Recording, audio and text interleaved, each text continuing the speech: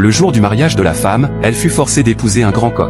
Cependant, lors de la nuit de noces, elle trancha directement son mari coq pour le faire cuire en ragoût. L'arôme du poulet attira rapidement l'attention de son mari. Souffrant d'anorexie, il n'aurait jamais imaginé que la femme, autrefois timide et soumise, oserait manger le grand coq symbolisant son statut, et ressentit immédiatement une certaine admiration pour elle. Ce qu'il ignorait, c'est que cette femme venue du monde moderne n'avait aucune intention de se plier à ces gens. En réalité, la femme était autrefois championne d'un concours culinaire moderne. Elle fut accidentellement assommée par un luminaire tombé du plafond et se réveilla dans l'Antiquité, devenue la jeune épouse du maître de la maison. À ce moment-là, les souvenirs de l'ancienne propriétaire lui revinrent. Cette dernière était la fille légitime délaissée d'une famille influente, dont la sœur manipulatrice avait volé son mari et dont le père l'avait forcée à épouser le jeune maître le plus oisif de la ville. Le jour du mariage, le maître qui ne voulait pas d'elle envoya un coq à sa place, faisant d'elle la risée de tous. Tout le monde riait, disant que le coq avait de la chance, se moquant du mariage de la femme avec l'animal. L'ancienne propriétaire, timide et docile, en mourut de rage sur le coup. La femme s'exclama que mourir ainsi était vraiment injuste. Juste à ce moment, elle avait un peu faim. Elle refusa le pauvre petit pain que lui apportait sa servante, prit le grand coq et se rendit à la cuisine. Sans hésitation, elle mit en œuvre ses talents de chef et transforma le coq en un plat délicieux. Au même moment, le jeune maître déguisé en homme effrayant passa par là. Il voulait se faire passer pour un serviteur pour tester sa femme, mais une délicieuse odeur le surprit, ravivant son appétit après 3 jours sans manger, et il se précipita vers la cuisine. La femme, le prenant par erreur pour un serviteur affamé, lui demanda si son maître ne lui avait pas donné à manger. Puis elle ajouta, après tout, en tant que jeune épouse du maître ce jour de mariage, je n'ai eu qu'un seul petit pain, alors toi, serviteur, tu n'en as même pas. Cette maison est vraiment avare. Le jeune maître pensa, on dit que cette femme est oisive et inutile, mais quand a-t-elle appris la cuisine? Voyant qu'elle osait même manger son coq, il la trouva soudain beaucoup plus intéressante qu'il ne l'imaginait. La femme l'invita alors à manger avec elle. Par inadvertance, le maître toucha sa main et devint immédiatement timide. Elle dit, vous êtes vraiment pudique, vous rougissez juste en touchant une main. Bien qu'il ne comprit pas exactement ce qu'elle voulait dire, il sentit qu'elle était différente des filles prétentieuses habituelles. Cependant, alors qu'ils étaient en train de s'entendre à merveille, la deuxième épouse, également mariée avec la femme, entra soudainement. En voyant que la femme, la nuit de son mariage, sortait pour manger en cachette et osait rencontrer un serviteur, elle annonça qu'elle allait rapporter cela à la vieille maîtresse pour qu'on la punisse. La femme répliqua, tes yeux ne sont pas propres. La deuxième épouse, en colère, répondit, comment oses-tu me parler ainsi, et tenta de la frapper. Le maître s'écria, insolente. La deuxième épouse répondit, et toi, serviteur, tu oses me crier dessus? La femme répliqua, elle est à moi. Peu importe combien tu es favorisé, tu n'es qu'une seconde épouse. Moi, jeune épouse du maître, qu'as-tu à faire de moi? La deuxième épouse fut encore plus furieuse. N'ayant jamais vu le jeune maître, elle était convaincue qu'il était l'amant secret de la femme. Elle se réjouit en pensant qu'en rapportant cela à la vieille maîtresse, les deux seraient punis et